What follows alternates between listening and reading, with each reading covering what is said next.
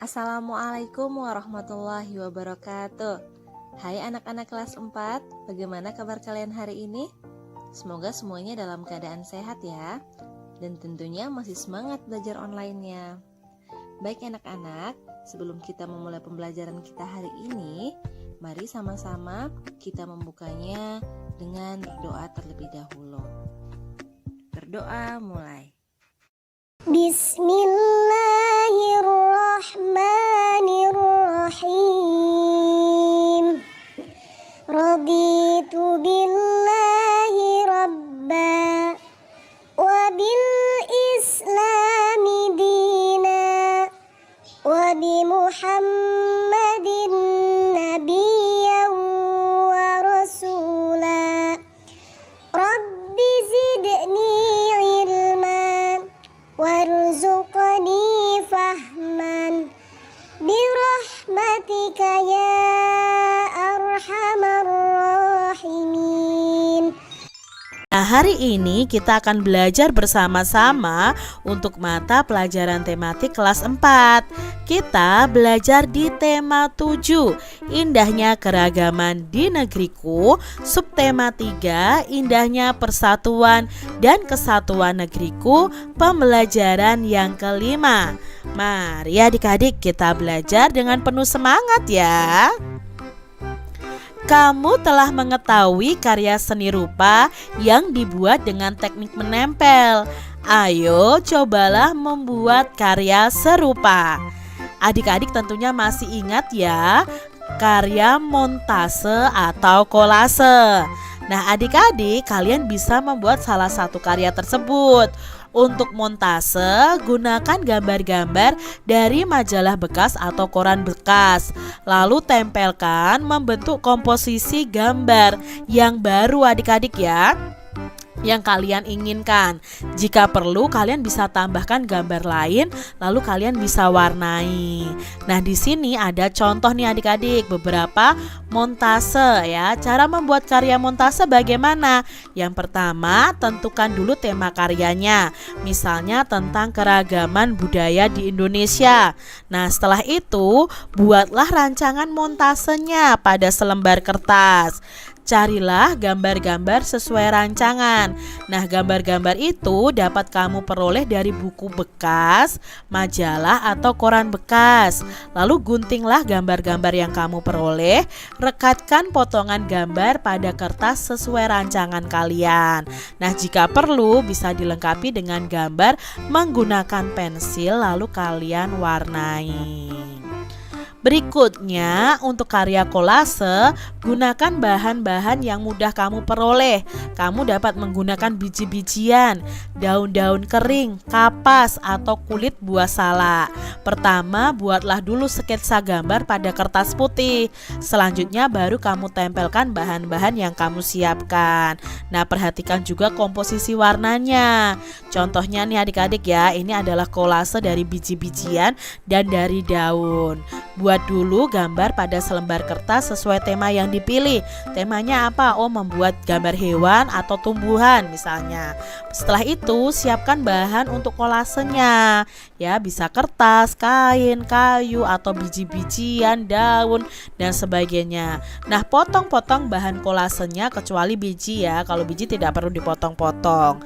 Tempelkan potongan-potongan bahan atau biji-bijiannya pada gambar yang sudah kalian buat. Nah, adik-adik, di sini kita juga akan belajar mengenai melaksanakan sikap toleransi. Kita harus mempunyai sikap toleransi terhadap keragaman dalam masyarakat Indonesia, baik keragaman agama, suku dan ras, sosial budaya maupun gender. Nah, gender itu jenis kelamin ya. Ada laki-laki, ada perempuan. Nah, sikap toleransi dalam keragaman bangsa Indonesia sangat penting dalam menjaga keutuhan NKRI adik-adik. Selain itu, pentingnya sikap toleransi antara lain sebagai berikut. Pertama, akan membentuk persatuan bangsa. Yang kedua, akan menciptakan kerukunan antar warga masyarakat adik-adik. Yang ketiga, memunculkan rasa nasionalisme dan bangga terhadap bangsa dan negara se-Indonesia.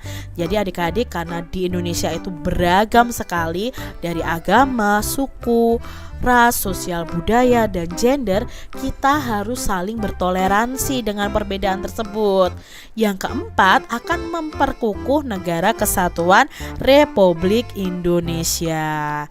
Nah, sikap toleransi ini hendaknya juga diterapkan loh adik-adik dalam lingkungan kehidupan sehari-hari, baik di lingkungan keluarga, sekolah, masyarakat, maupun bangsa dan negara. Nah, kita akan pelajari beberapa contoh penerapan sikap toleransi dalam lingkungan kehidupan sehari-hari.